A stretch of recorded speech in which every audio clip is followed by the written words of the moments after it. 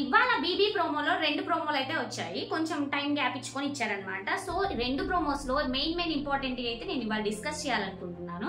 మనకి యాక్చువల్ గా తెలిసింది ఏంటంటే నిన్న సాటర్డే కదా, సాటర్డే సార్ వచ్చారు.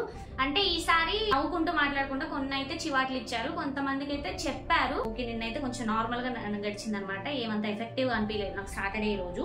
సో సాటర్డే కంప్లీట్ అయింది. సండే కదా, ఇవాళ ప్రోమో వచ్చేసి స్టార్టింగే డాన్స్ తో ఎంట్రీ ఇచ్చారు యాజ్ యూజువల్ గా. నెక్స్ట్ వచ్చేసి this is not a fun day, this is a pay day అన్నారు. సో ఇక్కడ మీకు కన్ఫ్యూజన్ రావచ్చు, పే డే ఏంటి, ఫన్ డే కదా.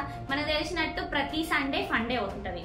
నాగార్జున సార్ వస్తారు, గేమ్స్ ఆడిపిస్తారు, అయిపోతుంది. నెక్స్ట్ వచ్చేసి ఎలిమినేట్ ఉంటది, వాళ్ళు వెళ్ళిపోతారు. కానీ ఇవాళ ఏంటంటే పే డే అన్నారు. పే డే ఏంటంటే మనకు ముందే తెలుసు, ఫస్ట్ వచ్చేసి మనకి ప్రైజ్ మనీ అనేది లేదన్నారు. సో మీరు గేమ్ ఆడితే ఆ ప్రైజ్ మనీ అనేది ఇంక్రీజ్ అవుతుంది అన్నారు. సో నాకు తెలిసి ఏంటంటే ఇవాళ పెట్టిన గేమ్స్ బట్టి అయినా ప్రైజ్ మనీ గురించి చెప్పొచ్చు, లేకపోతే ఈ వీక్ లో జరిగిన ప్రైజ్ మనీ గురించి అయితే చెప్పొచ్చు అనేసి నాకైతే అనిపిస్తుంది.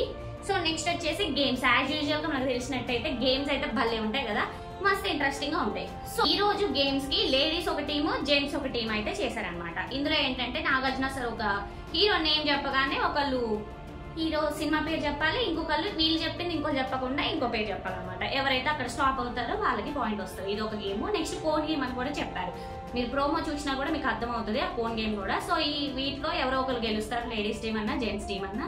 సో గెలిచిన వాళ్ళకి స్వీట్స్ పంపించడమో ఏదన్నా ప్రైజ్ అయితే వాళ్ళకు ఉంటది అనమాట. సో ఇది విషయానికి వచ్చేస్తే గేమ్స్. ఫస్ట్ సండే వచ్చిందంటే హౌస్ లో నుండి ఒకరు వెళ్ళిపోతారు. సో ఫస్ట్ ఎలిమినేషన్స్ గురించి మాట్లాడుకుందాం. ఎలిమినేషన్స్ వచ్చేసి ఎవరెవరు ఉన్నారు, బేబక్క, విష్ణుప్రియ, మరి పృథ్వీరాజ్ అండ్ నెక్స్ట్ వచ్చేసి సోనియా, భాష, బేబక్క, వీళ్ళు 6 ఉన్నారనమాట. సో నిన్న ఆల్రెడీ మనకు తెలిసినట్టు తను వచ్చేసి సోనియా సేవ్ అయింది అనమాట సాటర్డే వచ్చేసి.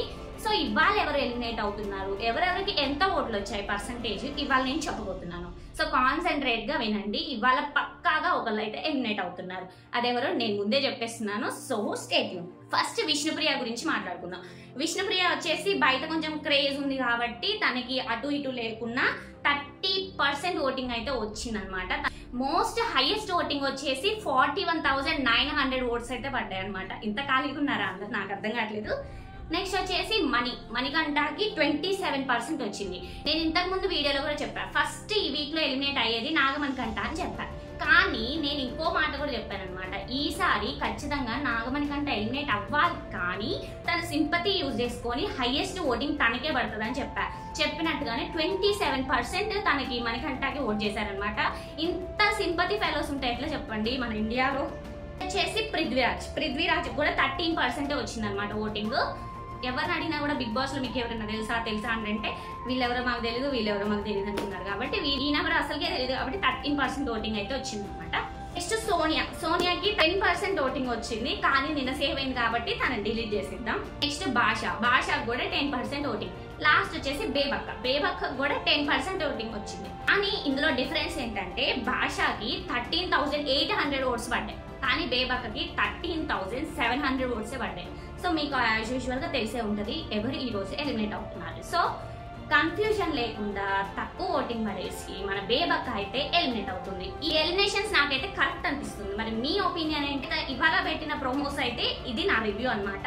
సో ఇవాళ ఎవరు ఎలిమినేట్ అవుతున్నారు నేను చెప్పిన గెస్ కరెక్టా లేదా రేపు చూద్దాం, రేపు రివ్యూలో కలుసుకుందాం. బాయ్.